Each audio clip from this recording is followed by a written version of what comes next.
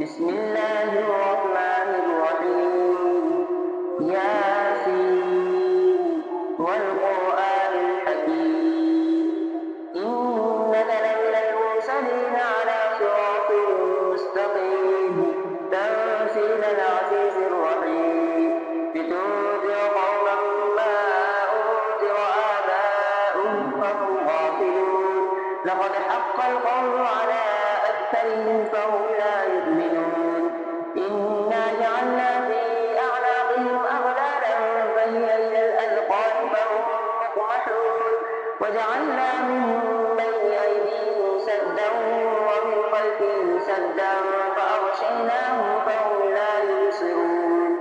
وسواء عليهم أنذرتهم أم لم تنذرهم لا يؤمنون إنما تنذر من اتبع الذكر وخشي الرحمن بالغيب فبشره بمغفرة وأجر كريم إنا نحن نحيي الموتى ونكتب ما قدموا وآثارهم وكل شيء أحصيناه في إمام مبين واضرب لهم مثلا أصحاب القرية إذ جاءها المرسلون إذ أرسلنا إليهم اثنين فكذبوهما فعززنا بثالث فقالوا إنا إليكم مرسلون قالوا ما أنتم إلا بشر مثلنا وما أنزل الرحمن من شيء إن أنتم إلا تكذبون قالوا ربنا يعلم إنا إليكم لمرسلون وما علينا إلا البلاغ المبين قالوا إنا تطيرنا بكم لئن لم تنتهوا لنرجمنكم وليمسنكم منا عذاب أليم قالوا طائركم معكم أئن ذكرتم بل أنتم قوم مسرفون وجاء من أقصى المدينة رجل يسعى قال يا قوم اتبعوا المرسلين اتبعوا من لا يسألكم أجرا وهم مهتدون وما لي لا أعبد الذي فطرني وإليه ترجعون أأتخذ من دونه آلهة إن يردني الرحمن بضر لا تغن عني شفاعتهم شيئا ولا ينقذون إني إذا لفي ضلال مبين إني آمنت بربكم فاسمعون قيل ادخل الجنة قال يا ليت قومي يعلمون بما غفر لي ربي وجعلني من المكرمين وما أنزلنا على قومه من بعده من جند من السماء وما كنا منزلين إن كانت إلا صيحة واحدة فإذا هم خامدون يا حسرة على العباد ما يأتيهم من رسول إلا كانوا به يستهزئون ألم يروا كم أهلكنا قبلهم من القرون أنهم إليهم لا يرجعون وإن كل لما جميع لدينا محضرون وآية لهم الأرض الميتة أحييناها وأخرجنا منها حبا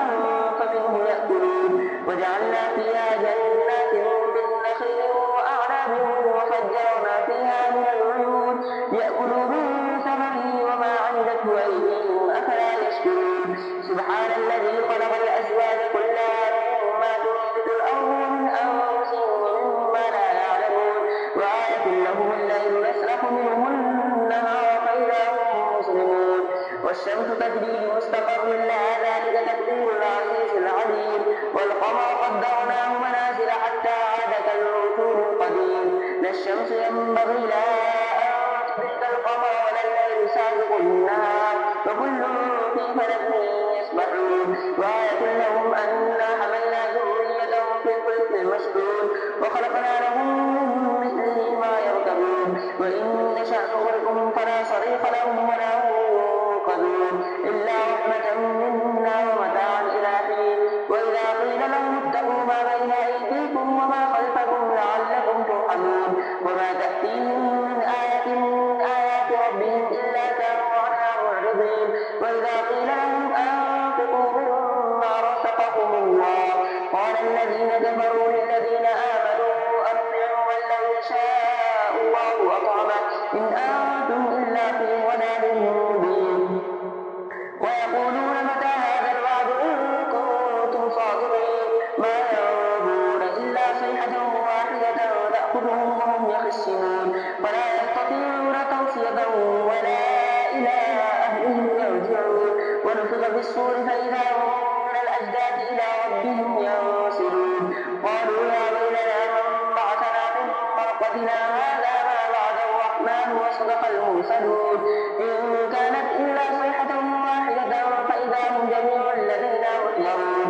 فاليوم لا تظلم نفس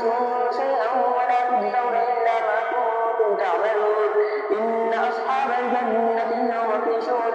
فاكهون هم وأزواجهم في ظلال على الأرائك متكئون لهم فيها فاكهة ولهم ما يدعون سلام قولا من رب رحيم وامتازوا اليوم أيها المجرمون ألم أعهد إليكم يا بني آدم ألا تعبدوا الشيطان إنه لكم عدو مبين وأن اعبدوني هذا صراط